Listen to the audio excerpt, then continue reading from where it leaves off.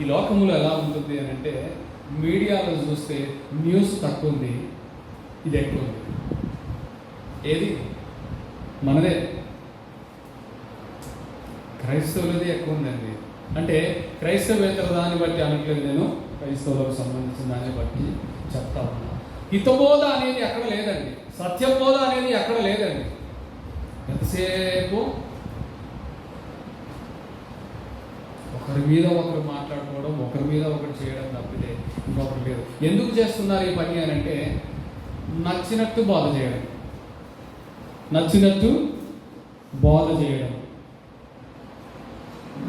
ఒకరేమో గంతులేసి ఆరాధిస్తే దేవుని ఆరాధిస్తున్నారు, ఆత్మ పరవశులై ఆరాధిస్తున్నారు, దాంట్లో తప్పేముంది, దావీదు ఆరాధించాడు కదా అంటున్నారు. ఇంకొకరు అంటున్నారు పిచ్చి పిచ్చి గంతులేస్తా ఉన్నారు, అల్లరితో కూడిన ఆటపాటలు అవి మనకు తగదు అని ఒకరు అంటున్నారు. అసలు ఏది కరెక్ట్?